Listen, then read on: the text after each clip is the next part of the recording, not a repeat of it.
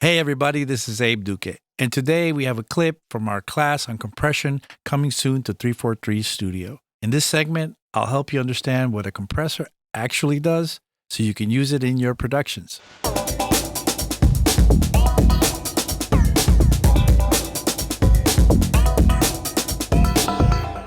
How does compression work? For today's example, we'll be looking at Ableton's stock compressor. It's a good compressor to look at because it represents all the basic functions that you're going to get in a compressor today. Quick definition of what a compressor is. I would say to you, a compressor is a dynamics manager. And what are dynamics? Well, dynamics are the difference between quiet and loud. The sound appears in here, or the amplitude appears in here, and dynamics are how much difference there is here. If a sound has a lot of dynamics, or is very dynamic, it has a very far range between quiet and loud. If we close the dynamics in, then we manage them somehow. A compressor can do that. And a lot of the things that we do with compression are meant to close in the dynamics. There are other aspects of a compressor that can actually do the opposite, but we'll talk about those later. So how do we manage these dynamics? Well, it's about peak attenuation. So what a compressor has is a threshold. A threshold is a setting, and here we have on the Ableton one, this is the threshold.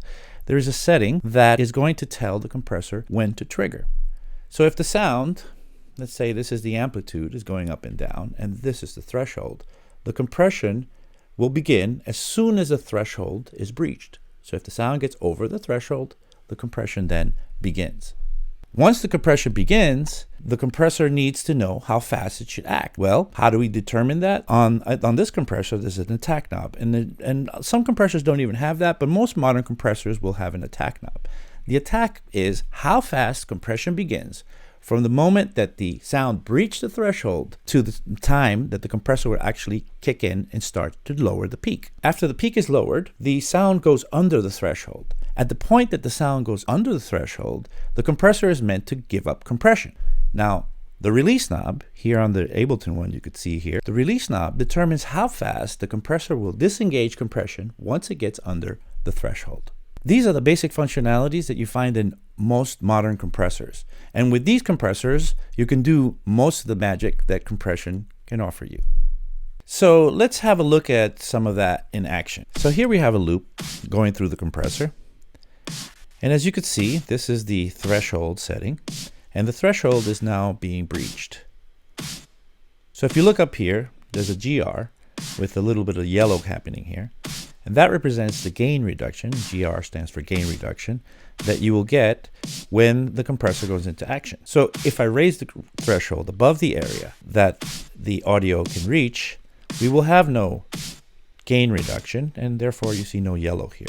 But if I lower the threshold, you'll see more and more gain reduction as I continue to make the compressor work harder.